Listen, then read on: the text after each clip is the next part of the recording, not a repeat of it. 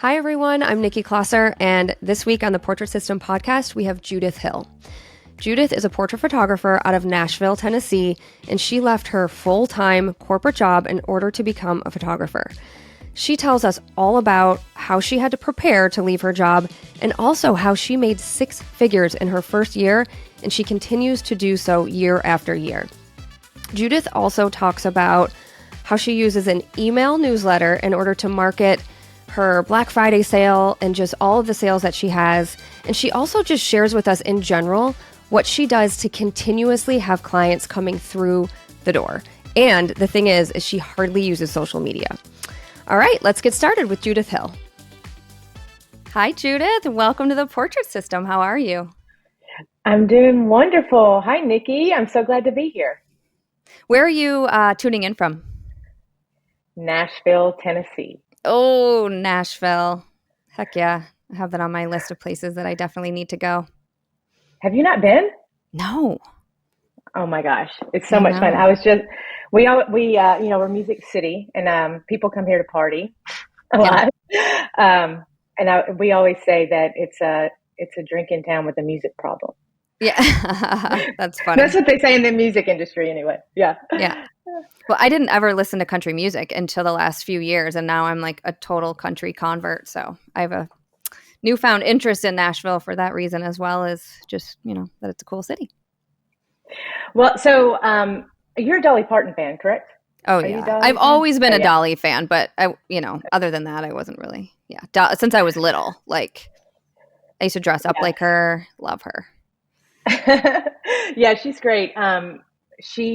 Dolly Parton and hip hop music are the great unifiers of the world, I've decided, at least in the studio. When you're playing music, everybody's like Dolly or hip hop. Yeah, I love it. All right. So let's talk about how you got started in photography. Or actually, let's back up and what did you do first? Because I know you weren't always into photography as your career. That's correct. So I did not pick a camera up until I was about 30 years old. Before that, I was vice president of economic development. So I was for a on the corporate team company. I was at the Chamber of Commerce. So I had a 14-year career doing economic development. So I was on the team that built the Nashville skyline from about 2004 to 2018. Okay. Wow. So we would recruit big corporate headquarters, back office, data center, music companies, healthcare companies, shared service. So yeah, we recruited industry to town and helped the existing ones grow and expand. Okay. So nothing like, entrepreneurial, like creative route at all. No, I'm actually the first entrepreneur in my family. Yeah. And because I grew up in politics and my dad was chief of staff for U.S. congressman, which is sort of how I got to Nashville, was working for the governor at the time. When I moved here, I'm from a small town in West Tennessee. And so I came here and started doing economic development and just really, if things go in 7-year cycles and you do something for 14 years, I got a little bit where I could just do it in my sleep, so to speak. Mm-hmm. It was also more of a marketing arm of we would negotiate incentives, but we were selling the city. So, back in 2004, I would say for Nashville anyway, people did think of us as like, maybe hee-haw or something like that. Like I would get weird questions like, do you wear shoes in Nashville? But so we would bring people here and we would tell a different story. We would say, yes, we're music, but we're more. So we would sell the city through presenting, connecting, touring people around. And so in that standpoint, it was a little bit creative from marketing, but otherwise it was really just sort of selling the city. And well, it's interesting because you had mentioned that a lot of what you do, you think you get, referrals and clients and things is because of the way you talk about your client experience. And I wonder if that marketing background piece to it helped you with your own business. Yeah, I've been thinking lately about what were the things that I took from economic development into photography. And I think that, so my old boss used to say that your brand is what people say about you when you're not around. Mm-hmm. And Makes sense. So we had to go out and tell a different story about Nashville. And so that brand identity, that changing the narrative, and also finding moments. So moments for people, like when they came, connecting them to someone that made a similar move, finding out who their favorite artist was. If there was a concert in town, we would, through our connections, get tickets and things like that, and just kind of really sell the city through moments. And if you think about it, as humans, our lives are a string of moments. And what we remember the most are the peaks and the pitfalls. So as a photographer, through the customer experience, you can create these beautiful moments, and then the images become a representation of those moments. Right, so everything from like branding and how you talk about your business and yourself and creating those moments and those memories, that's sort of the big part that I took from my old job into building my own business. Okay. And I want to hear more about that in detail, but a lot of people ask me to ask the question when someone, transitions from this full-time career into like at what point did you feel like I am ready to just quit my job altogether and make this happen? Was it a financial goal you had? Was it a certain number of clients? Were you just like, screw it, I'm just going to do it? Like what did that look like for you? Yeah. So I was building my business for about 5 years on the side before I actually made the leap. And I probably waited too long, but, and honestly, my job was so supportive, in that they were like, well, listen, Judith out to take headshots of these CEOs for our marketing and things like that. So, what I did was I tried to just set it up so I could just leave and walk out into my business. So I got my pricing down. I hired mentors within the community to help me transition. Like, how do I leave my job? And I really just tried to set myself up to walk right out. But it really wasn't, that easy. And we talked about this in one of the self-value workshops, which is, it's that identity shift. Yes. And it's so hard. So it's a big one. And it's just a mindset shift. And there's this, your fear, for example. So I was afraid to leave. I thought, gosh, if I fail, I'm going to like go bankrupt and live on the street. And that's just not true. So I had to play out my worst case scenario, which was if it doesn't work, I just go get a job. And, but that didn't happen to me, obviously. I made 6 figures in my first year, and I made 6 figures from then forward and grew it year over year. So it's just really, I think to answer your question, to go back to, how did I know when I was ready? I was, you can't, who says it? Who said it? You can't, ride 2 horses. I'm not sure, but I wasn't doing anyone justice. I was having guilt about, like I would skip out a little bit early, and I would go do consultations at home, and then I was working on the weekends, and then I was doing at night, and I wasn't doing anyone any justice. I wasn't doing my business justice. I wasn't doing my job justice. So it was just time to leave. And at the time I was single, I didn't have kids, and I had savings, and I was ready to make the leap. And I just had to really put an appointment on my boss's calendar that forced me to say, hey, I'm going to be leaving. And that's what I did. Yeah. You said some important things in there. I really love the kind of worst case scenario play. And sometimes in therapy, therapists will recommend that, where it's like, okay, let's let's seriously, legitimately talk about what is the worst thing that could happen. Like you said, you could get a job. I mean, it's, typically when people are leaving one career for another, like you already have the skills and the experience to get another job. It's, I mean, I know everyone has different life experiences and it's not always that cut and dry, but in a scenario where you already have a job and you're just trying to do it, but I do like the idea too that you had your ducks in a row first. That certainly makes it easier once you are out the door. So yeah. It does. And I remember at my now husband, we were on a walk and he said, fear stands for false evidence appearing real. Yeah. I love that. And I was like, oh, you're right. There's actually no evidence that the thing I'm afraid of is actually going to happen. And I've heard it said a different way now, that it's face everything and rise. And I like that too. So it's just a mindset shift. Yeah.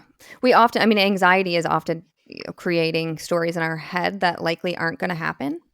And I'm guilty of that too. Like I have this saying that I say every day, and it is, I put it out there to the universe, to God, to, all the things where I'm like, I'm not going to say my saying because it's kind of controversial, but it's that my family is going to be safe today. No one's going to die. No one's going to get sick. No one's going to have a disease, like no one's going to break their arm. Like I say my expression and I say it with like full, I should just say it actually. Okay. I'm not really a religious person, but I always say, not today, Satan, not today, Satan. And I don't even know where that came from. And the reason I'm like, I'm just going to say it is because I realized I didn't say it yet today. And my husband just took my kids out fishing. So not today, Satan, make sure. But we create these stories in our head that cause us anxiety, fear, all of the things where, I mean, if we just focus on that and make that get in our way of ever creating a better life for ourselves. Like you said, you were completely indifferent at this job that you had. And I know so many people who are listening feel the same way. They don't enjoy it anymore. They don't want to do it anymore. It's not fulfilling them in any way, shape, or form. Like that is not a way to live either. So yeah, I wasn't unhappy. I needed something that lit me up. Right. So I wear this bracelet. I wear this bracelet on my wrist that says follow your bliss. And I've worn it for a long time. And it's a Joseph Campbell kind of theory that says, if you follow your bliss or what lights you up, then you're on the path that was laid for you all along. And you will meet people that you were meant to meet and doors will open. And so I just really, that's what drove me to photography, because I had at 25 gone to Italy by myself and took all these amazing pictures, which Italy is beautiful. So everybody goes there and thinks they're a photographer. But and I had like a little point and shoot camera because this was 2006. And whenever I could get a DSLR, I got one, and I went back to school because in 2010, that was the option, right? Is to go to a community college and start taking courses. And I just was like, this lights me up. I'm losing time. And I just kept going with it. And then somebody in my class or at school said, you should do you watch Creative Live? And so I got on Creative Live, and that's how I found Sue in 2011 or 2012. And I just was like, oh, so I can hire hair and makeup artists and people can have outfit changes. That sounds awesome. And I just started doing it, and I just kept going because it lit me up so much. So, and it's, and just speaking of like the education that was back then, it's so different now with like all the education that Sue has on the portrait system. It's like all encompassing of everything you could possibly need to be a successful portrait photographer. And that wasn't available back then as it is now. So not at all. I know. Yeah. I in my sessions, I'm a mirror pose. So I get into the pose and I put people in it. And everybody's like, where did you learn all this stuff? And I'm like, clients ask me that too. Online. Yeah. I'm like, I'm the best mentor in the world, actually. Exactly.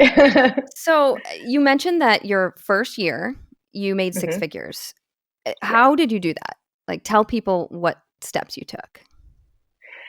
Yeah, so I had been building my business on the side for 5 years, and I did use my job where I was out networking. I would talk about my photography business.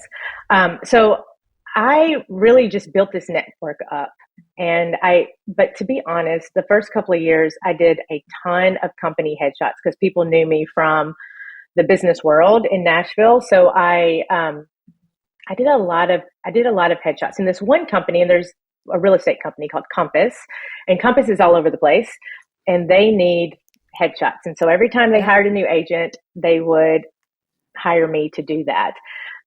So I did that, and then I did some, the branding and mother daughter in combination shoots and things like that. But I did a lot of headshots, and that's Mm-hmm. not. I felt it was a little bit of like I did a lot of making money with my camera, so I'm going to take a lot of things, and but that wasn't really why I opened my business. I opened my business to cultivate confidence and celebrate people and give them this empowerment session.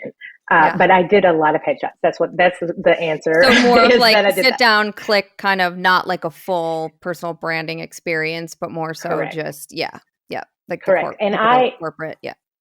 yep. And that's something that my whole journey is something that I've always been asked to do that I got burnt out on, Yeah. because I'm a connector. I also understand people's secret sauce really quickly, and so whenever I was doing those, and it was like I felt like a revolving door. Yeah. That was not healthy for me, and that Mm-hmm. kind of led to a burnout after the first year. And I've tried to figure out how to shift that for a long time, and then I just cut it off, and then now I'm trying to bring it back through a second shooter. Got it. That's smart. So what do you Mhm. shoot now? Like, what is your bread and butter at this point? My most popular is probably the combo shoot, is what I call it, because people want branding and they want boudoir and they want fashion. Yes, I love So it. I do that, and I still do a lot of branding.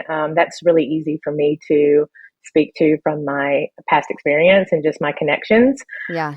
But those are the two things that I do the most of. Okay.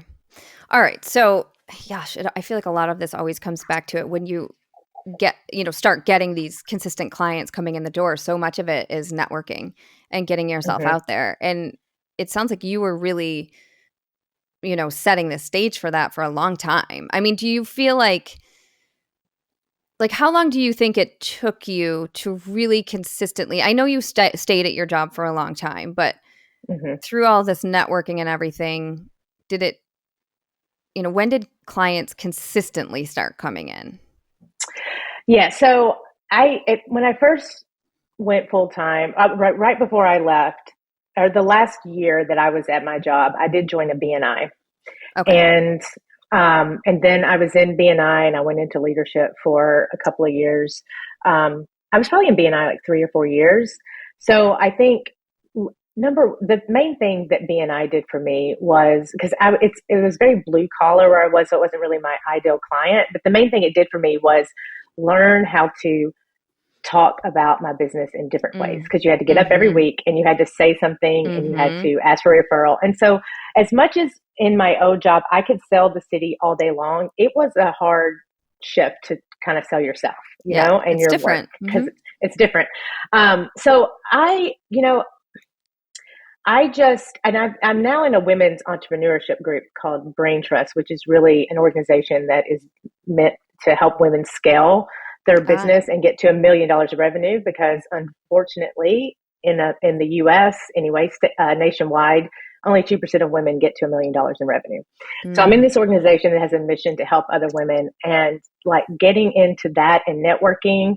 I would say also I took with me a network list of emails. I don't know if they dropped off, but I got really consistent on a newsletter, which is probably my number one marketing tool right now, okay. Yep. because now most of my business probably 80% of it or more comes from referrals.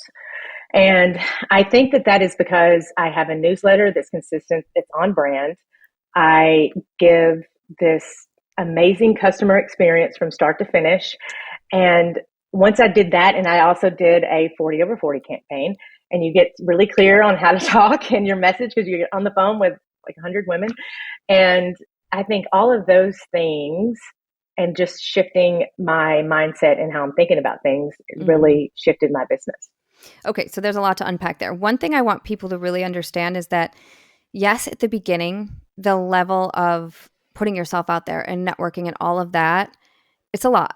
And you have to be consistent with it. And you have to sometimes, go to meetings when you don't want to, or go to events when you don't want to, or do a charity thing if you don't want, like there are, but it's not always like that. It's not always going to, 5 different networking groups a month. Like it gets better. Once you really start to hone in on, like you said, customer experience, providing really beautiful photos for people, they start to talk about you. So I just don't want people to think that that's how it is forever. I mean, yes, you always have to grease that wheel, but it's not as intense, I feel like, once you get going. That's right. I mean, I don't go to that many networking events anymore. I try to be strategic about the groups that I'm involved in and that I lead in. So, for example, I mentioned the Brain Trust, which has a bunch of different. I'm probably the only photographer actually in that group. But like tomorrow, I'm going to be hosting 10 women from that group in my studio. Nice. Because I'm always like, get people in my studio. But I think that you don't have to, in the beginning, it's really, you try to get your footing and you try to figure out, how do I say things? Like in the beginning, I feel like I just wanted the words. How do I say what I'm trying to say? How do I entice people? How do I respond to these objections and all the things that kind of come up? And then you just, once you get it, you just keep, I think, telling that story. And honestly, we remember in stories best. So yes. I think that one of the things, if you can tell your client's story, then people will remember that and they will relate to it and they will hold on to it, because we're going to remember that more than,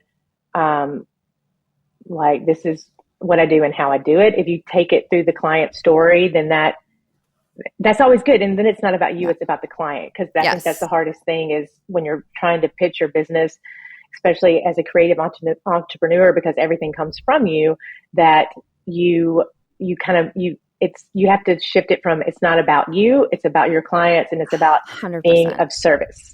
Yes. Yeah. I talk a lot about that in my marketing course, where just how to do that, like how to make it all about them, and storytelling, and using very powerful snippets of information, taglines sort of, to get people to notice you. Because as you know, we are in a world of just message. Like we're all, receiving something like 1 billion messages or something every day. And how do we get people to stop on us and, pay attention to us? Yes. A goldfish has an attention span of, I forget what it is, but it's like 6 seconds, and we are less than that. We have an attention span less than a goldfish.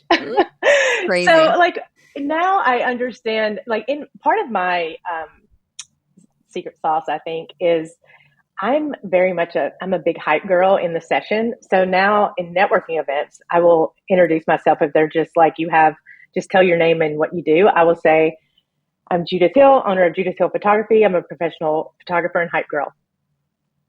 And then people laugh, or they remember that, and they're like, or they'll ask me, what is the hype part? Right. Well, tell us that, because you've mentioned that client experience is extremely important to you. So what is the special experience that people get, and how do you stand apart from maybe other people in your industry? Yeah. When you do all these like staff headshots, so I'm not talking about branding. I'm talking about, a company hires you to do 10 people, 20 people, 40 people, you're just their go-to person. So when they hire somebody new, they come to you. So, but in that, how people are say that they have like the just clients, like I just need a headshot, Yes. which makes me feel like a means to an end. And I don't want to be a means to an end. I want to build a brand and a brand identity and create an experience where someone feels cared for, pampered, seen, and celebrated. And the way that I do that is, I'm hard on the phone because I'm such a connector and I'll just keep talking. It'll be a 20-minute call and then it's like 45 minutes later. And so I try to put everything on my website and give people an option to book there or call. And then from there, a very extensive prep guide. And the prep guides are not in a PDF anymore. They're on my website because that's going to be good at getting people onto the website, going back over and over again. It's good for SEO. It's good to get them so smart. In my world. Yeah. And then we always do a Zoom, to design the shoot and talk through it. I get to meet them and things like that. And then on on the shoot day, there's a sign. They know that we're expecting them and we're here. And there's obviously hair and makeup on set. And then I started offering champagne. And water and even water, like liquid death water. Do you know liquid death water? No, I've never heard of it. Okay. So it's this tall boy can. It kind of looks like a beer, but it's liquid death and it tastes really good. And everybody's like, oh, I want the liquid death water or whatever it is. So I just kind of elevated, what I was offering, playing their favorite music. And then in the shoot, I keep the energy high constantly, just hyping them up the whole time. And sometimes I will just sit my camera down and have a conversation with them. If something comes up that we're talking about or connecting on, I will often do that. But the whole time I'm like, yes, girl, all the things, which is really sincere because most of the time everybody just looks so beautiful, and after that, I always take a picture too of them in hair and makeup with the sign. So if you were in, it would say, JHP welcomes Nikki, and you're in hair and makeup, and I make sure I take a snap of that. And then after the shoot, I will text it to them and tell them how amazing they are. Yeah. And then when they come back, I don't do instant reveals because I like to celebrate it. So when they come back, I have a spread. Depending on the day, if it's in the morning, there's scones and coffee. If it's later in the day, there's like a charcuterie board and their choice of beverage, and then we go through their images and all of that. So I'm touching them at every point in the game. And then when I send them their images, I'm terrible with thank you notes, but I just hop on my camera and I take a thank you video and I tell them just again how awesome it was and just a little thank you for choosing me, for trusting me, and I upload that with their images. Yeah. So every point from start to finish through the sales session, I'm elevating that customer experience. Awesome. All right. So tell us, because you said you kind of do these like combo shoots. So how does that work? And how do you, like if someone reaches out to you and says, I just want personal branding, are you giving them the option then to add boudoir or fashion or whatever? Like how are you combining these and how are you pricing them? Right. So sometimes people, I will just go over what I'm doing, right? So in branding, if they just want branding, then we kind of talk about it in a way that how do you want to elevate yourself in the marketplace and show up with authority and stand out? What's your calendar year? What's your marketing calendar? We want to plug into that. We want to, for content, we want different outfit changes. Like, how do you show up and work? What would you wear, on who's your audience? Like if you're in tech, are you in finance? Are you in finance in Nashville and New York and San Francisco? Because Nashville's a little bit more casual than New York. And you're going to want to have different outfits for your different audiences and things like that. What would you wear to a dinner? What would you wear to a reception? That's how I talk about the outfits and how they would want to be photographed. And then sometimes I will say, they'll say, yeah, I would say, well, you're getting photographed, so you might as well bring something that's just for you. I also do these combo shoots, which is really the most popular because with like 3 to 5 outfit changes, you can really do a lot of different things. So you have how are you showing up in the world? Outfits are the outward expression of that. And we want to capture all the facets of who you are and how you're showing up. So you have an everyday look, boudoir, you can do your business if you want. You can do fashion, you can do full on glam. And, or anything in between. You can do a couple of business, a couple of boudoir, because everybody wants branding and boudoir, Yep. So the combo shoot is just kind of, you're here getting professionally photographed. Do you want to do more than just branding? Is it priced differently, or is it just based on how many photographs they purchase in the end? Like, are you just trying to get them up to another, like a higher package by adding in those extra? Yes.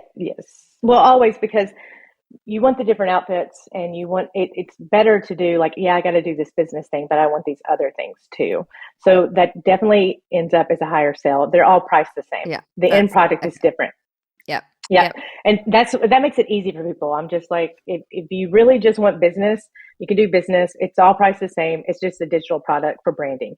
If you want to do the combo or a contemporary portrait, then you get the digitals, but you also get prints. Yeah. And the other way I upsell people on the combo, like when they do the print selection or print collection, I also try to say collection versus package. I don't know. It kind of elevates it a little bit. Yeah. But I do Graphy and the Graphy box, which I love because it's so versatile and it's just easy to talk about. And since I've been to the Graphy workshop, which I highly recommend, and I've been to the castle. I mean, castle, but I've been to the factory. Yes. You can sell that so much. I mean, you get not totally. That you're trying to, but I'm more passionate about it because I've seen people in the factory making things with their hands, and I can talk about that and say, I've been to the factory. Yeah. And this is amazing. And so, but the smaller, like 8x10 comes with the collection. If you want the larger box, 11x14, it's just a flat fee on top. Okay. So then I try to move them to the higher box. It's not a hard sell really. I'm just like, what is in your house? Do you like smaller or do you like bigger? All right. So what's like if someone comes in the door and they just want the minimum, of the branding, how does that pricing start? $675 for the session. And it includes all the things, the pre-shoot design consultation, hair and makeup, fully guided photo shoot, selection of images, retouching. And I do give them one image with that, just because I guess I feel that if you're spending $700, you should get at least an image. And then a la carte images are $400. Collections start at $2,500 and go up from there. So I do 10 for $2,500, 20 for $3,500, and 30 for $4,500. Awesome. And you said your most popular package is, so let me back up. I love, first of all, that you said what is most popular is people do XYZ because people want social proof. As human beings, we tend to do what most other people do. It's, a weird thing that we are as humans. So I love that you do that. But, so which pack, like out of all of, let me ask this. What's your average sale? Do you know? It's about $3,500. Oh, that's awesome. Wow. That's huge. Yeah. Very cool. And are most of those including some sort of print or folio box? Like, could someone just want only personal branding and get like 30 photos but not have any prints? Or how does that work? Yeah. So because everything's priced the same, I separate them out in saying that branding is meant for business. It is meant to elevate your brand in the marketplace. It is meant to sell yourself, to sell your business. It is meant to be plugged into a marketing plan, and it is a digital only product. Yep. If you want everything else, combo shoot for individuals, generations, etc., is a print and digital product. Okay. The value is in creating the image. That's why they're the same price. Perfect. Love it. All right. I want to switch gears and I want to talk a little bit about your campaign, because you said you had done this. We talked about this before, that you had done a Black Friday campaign through your newsletter, which I know you said you get a lot of clients that way. And this is through email, correct? An email newsletter? Correct. Yes. Okay.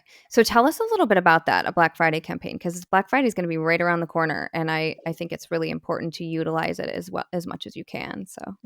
Absolutely. And I have tried Black Friday sales before and I've not done well with them. But last year I did extremely well with the Black Friday sale, and I only sold it to my newsletter audience.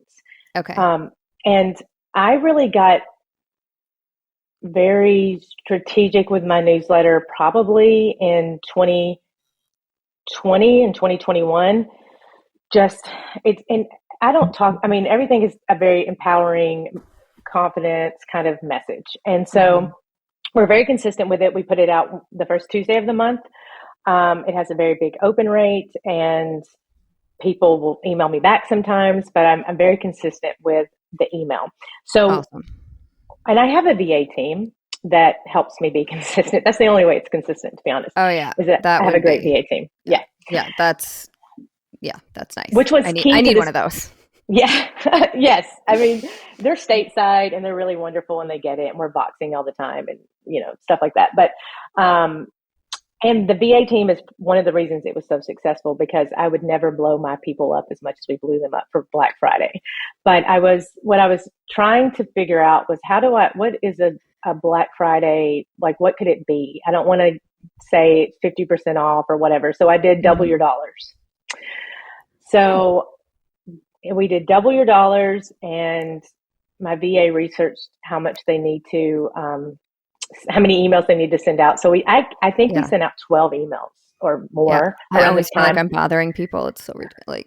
I know. It's like if we're bothering them, they'll unsubscribe and then exactly. Oh, well, it's like, but you're right. There is like, if you follow anybody who has a really strong email presence, I mean, they will send multiple emails a week. Yes. Yes. Yeah. And the reason I started to focus on emails too is that I want to own my people, not own them, but I want to own the platform where people are coming. Yeah. Because social media is once it's gone, you lose it all. You lose all of your followers or whatever. Yeah. Yes, exactly. And so there's also a rule of thumb out there that if you get in front of someone 80% of the time, they will do business with you. It's like 8 out of 10 or something. It might be bigger now, but we did a double your dollars. So if you bought $400, you got $800. If you bought $1,000, you got $1,000. You got $2,000. And they're prepaying. Yes.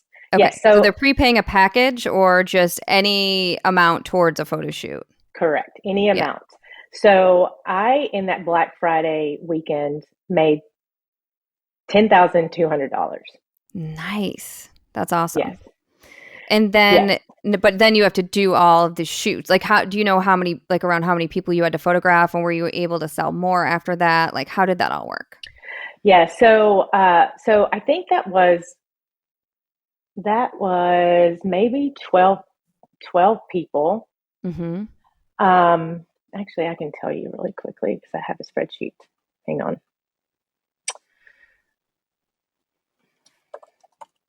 And I haven't photographed everybody just yet.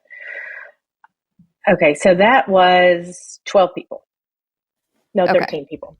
Sweet. So 13 people paid.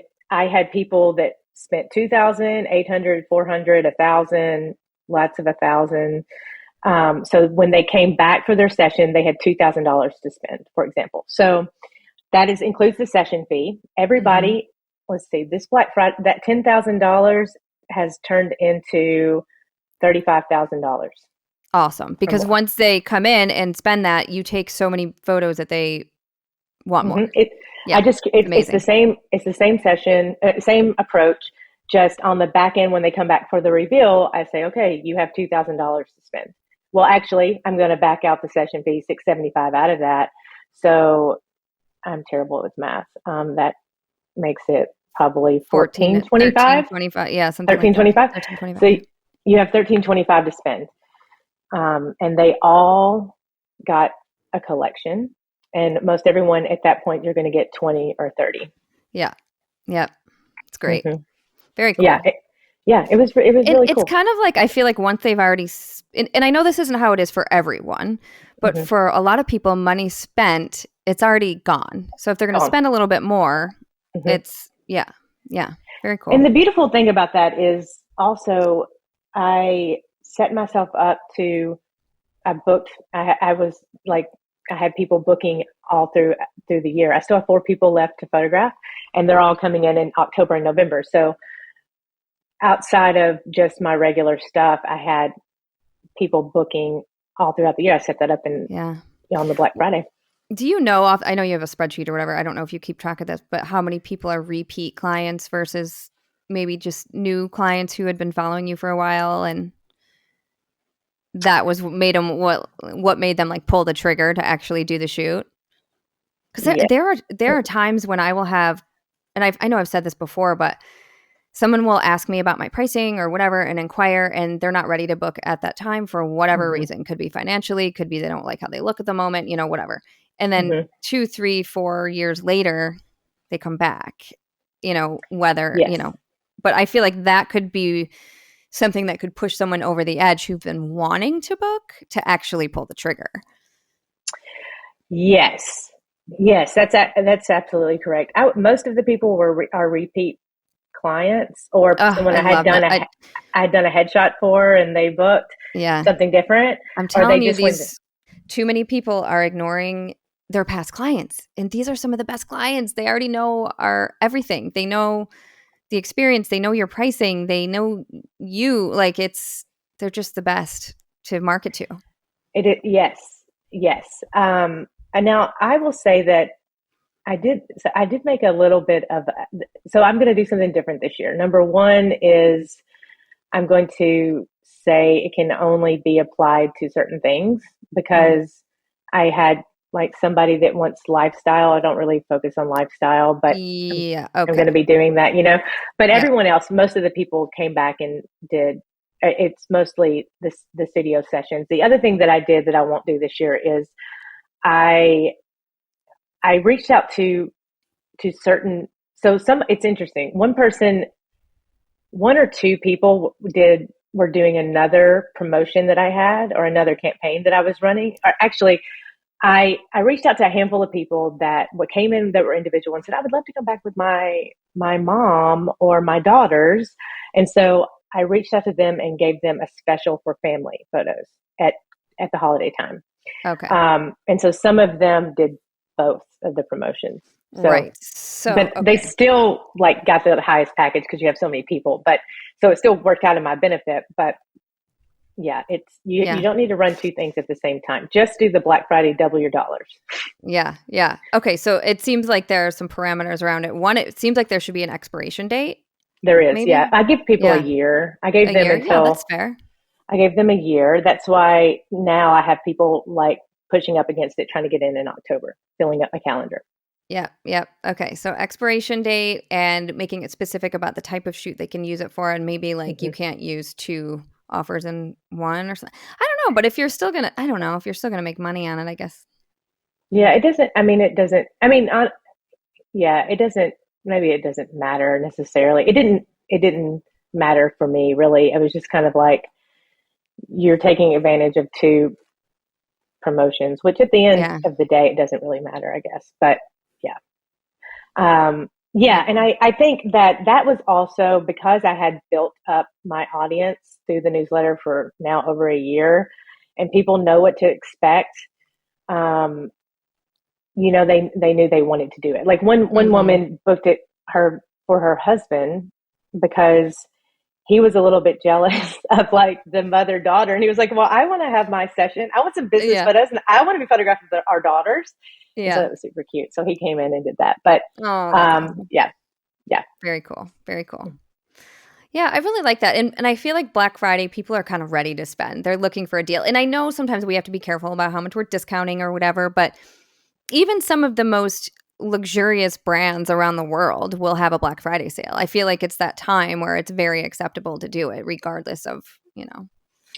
Yeah, I think, with campaigns, it's it's the difference between and I would consider the Black Friday a campaign because it was Mm-hmm. a lot of thought put into it and a lot of back end work, Mm-hmm. versus like a promo for a marathon headshot day is just like, I need some influx of cash, so I'm going to do that.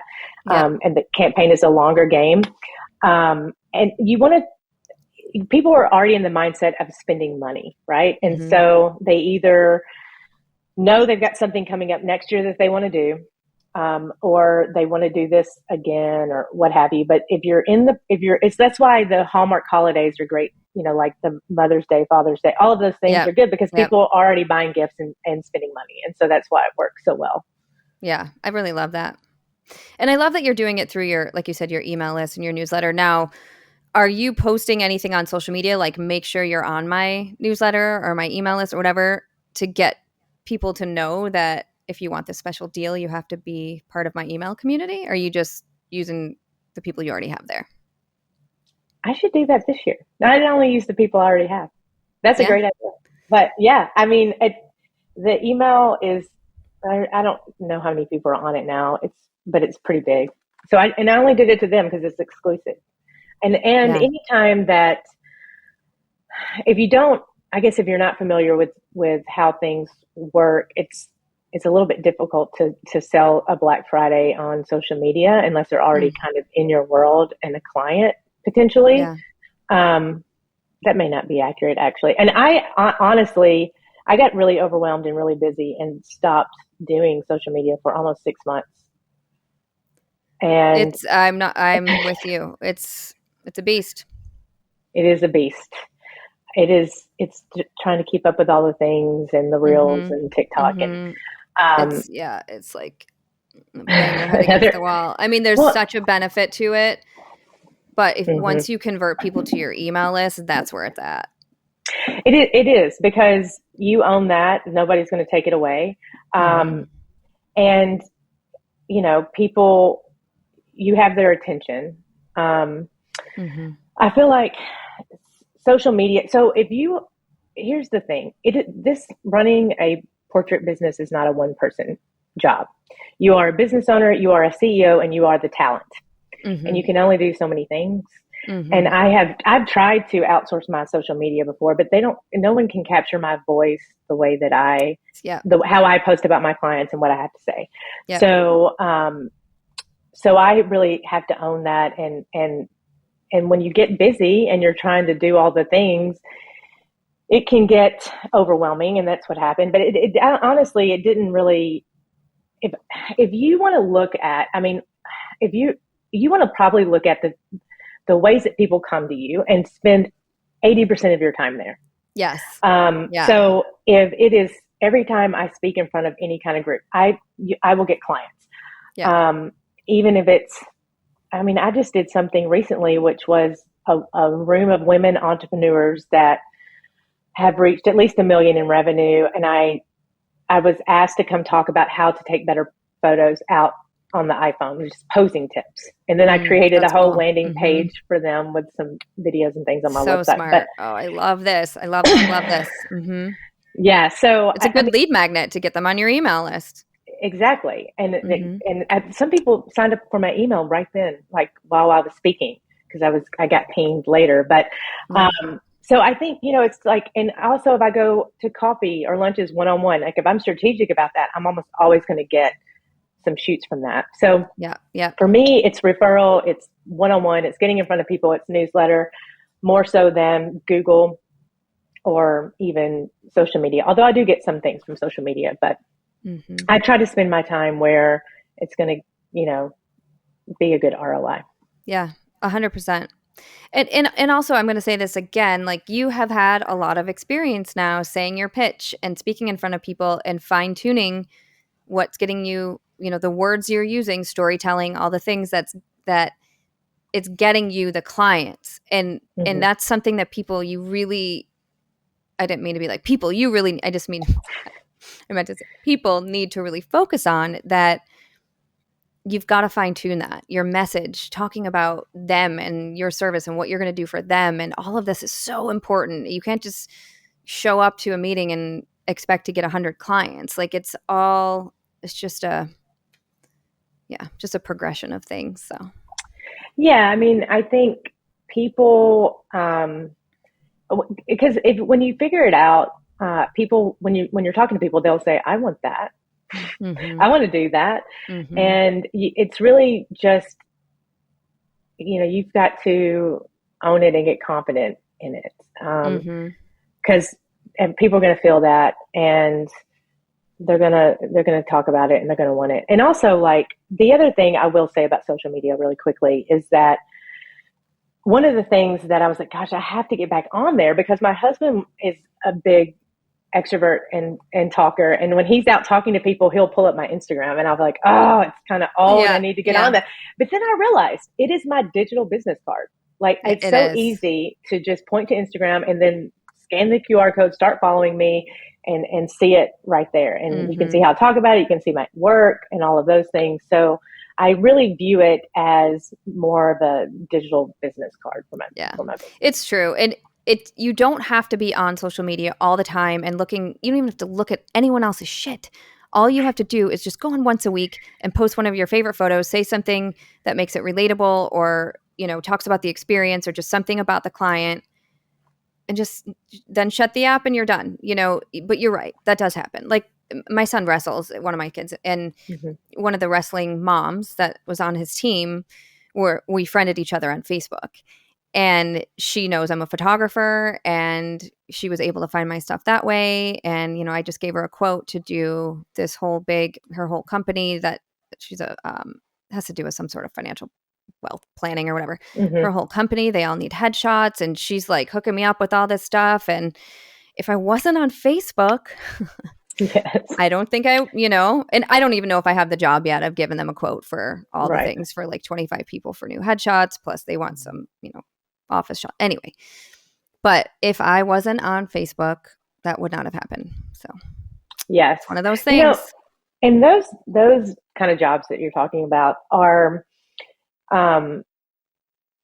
like I said in the beginning that I was getting burned out with headshots, and now I'm very strategic with how or who I take. So even though I have a second shooter and we have worked out a deal where I'm doing all this legwork and you're showing up and shooting and culling, it's a contract situation. I don't want to do a W-2. And so we've worked out a percentage deal. But like if it is, just for example, last week, I photographed 10 women in wealth for Regions Bank because that is my ideal client. So I'm going to take that. If Bridgestone North American headquarters calls me again to photograph their executives, I'm going to do that. Right. And then I'm going to show up, and hype everyone up and take really great photos that everyone loves. And, and I've gotten business from that. I've gotten people that have come back to me twice or more from headshot companies. Like when I'm thinking about like, this is my ideal client, I'm going to go do that. Even though it's not my favorite thing. So maybe you would give the shoots that like, which shoots do you give to your associate then? I try to give everything just because I'm really focused on giving that experience and doing the studio shoots. And then I'm also working on some education stuff. So I try to give everything unless it makes really good sense for me to do it. Like the women in wealth or executives at a major headquarter company, then I'm going to do that because I'm a person that just, I'm going to show up as, you're going to get 100% of me no matter what I'm doing. Yeah. And so I'm going to, if it makes sense business-wise, if you're my ideal client, then I'm going to give you a little taste of what it would be like to come for the bigger experience. Yeah. It's fantastic. It's in everybody's best interest. Yeah. It's awesome. Well, thank you. Yeah. Thank you for sharing all of this. This is great. I'm excited for you. You'll have to let us know how the next campaign, next Black Friday sale goes. I will. Double your dollars. I came up with that myself. I was pretty proud of myself right here. It's awesome. Very cool. I do have a couple questions that I always ask at the end of each episode. Mm-hmm. And the first one is, what is something you can't live without when you're doing a photo shoot? A V flat. Yeah. It's just like as in for a reflector or to take away light or like black to take away light or like a couple or reflector like ones that you paint. Yeah. Well, I can't. I tried to paint a V flat one time. You can't paint V flats because they warp. Blow. They warp. Yeah, they totally warp. I've done it. Yeah. I did that early on. So I use it for reflector for absorbing light, and the black I always use as a backdrop. It's probably in almost every shoot is a black backdrop. I should clarify, when we're saying V flat, we're talking about foam core. Correct. Not the big like poly boards that we paint that don't warp or whatever, but the foam core. Yeah. Okay. Yeah, the foam core. Yeah, and I've also painted poly sports. But yes, the foam core V flats Yep. is probably the thing. I even have these. I've cut them up smaller. Even if I end up going on site, I always have a little V flat or something. Cool. Yeah. All right. Number 2, how do you spend your time when you're not working? My husband and I like to entertain a lot, so we have a lot of house parties. I have been.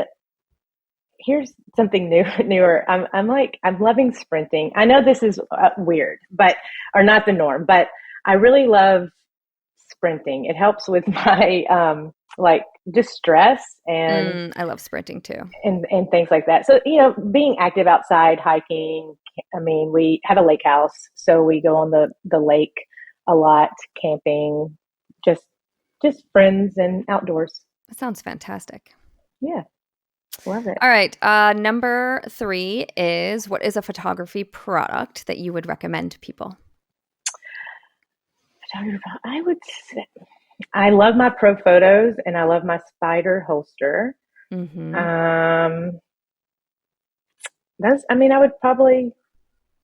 I would say that. Right now I have the Stella light in front of me. I mean, those are all great. All the things. I love my Spider holster. I was doing a shoot like a month ago and I didn't have my holster and I was like, I was like naked. It was horrible. I know. I have the hand grip and the belt, so I'm all in on the Spider. Yeah. All right. And number 4, what would you tell people who are just starting out on this whole photography journey? I would say to just keep going. Just put one foot in front of the other. Get your branding message down. You're going to move with fear. Fear is there what does Sue say? It's the same mountain, different altitude. Yeah, something like, I don't know. She has so many different quotes. I know she has some terrible remembering quotes. You're just going to move with it. Because fear is the biggest challenge, right? It's going to be when you want to leave your job, it's going to be there. When you want to raise your prices, it's going to be there. When you change genres, it's going to be there. Anything, when you have to put yourself out there, it's going to be there. You're just going to move. You're moving with that, and you're just going to keep putting one foot in front of the other. That's just keep doing, keep going. And really, it's the biggest piece, and it's not woo-woo, it is the mindset. And that's what you're going to, because look, photography is a skill that we learn. And then we wrap around that is the business, the brand, the experience. So once you've got that skill down, you figure out the rest, and it all comes from you. And so you've got to get the you part right, because we show up as the whole person. And it's so important. It's so important. It's really, that's what everybody wants to know the words. They want to know how to market, and they want to know how to price. And that's all out there, and you can get that. But you have to, like, the shift in how you're showing up is everything. Yeah. And you've been doing that work with Sue's self-value workshops, like with all the, just everything. Absolutely. So it shows for sure. Absolutely. One of the things that even lately, sometimes if I wake up in the middle of the night, I'll be like, no, I choose to believe in myself. I choose to bet on myself. And it's really just, that mindset. You have to really come. And that's what I love about, and have always been drawn to with Sue, is that she brings the self-value with the business, because it's just so vital, and people don't talk about that. But in every entrepreneur circle that I'm in, that's not even photographers, they talk about resiliency and embracing the suck and all of those things. And you have to develop that. That's the biggest piece, I think, that you can learn all the other stuff. You'll figure it out. But you've got to really cultivate how you're showing up. Agreed. All right, Judith, where can people find you online? Judith Hill Photo for social media. And then my website is Judith Hill Photography. Fantastic. Well, thank you. Yeah. Thank you again for being here. Thank you so much. Yay. Bye. Bye. Bye, everyone. Bye. Thank you so much for watching. If you enjoyed this episode, make sure to give it a thumbs up and subscribe so you don't miss what's coming next. Also, if you want more photography education, resources, and inspiration, head to theportraitsystem.com. Okay, we'll see you in the next one.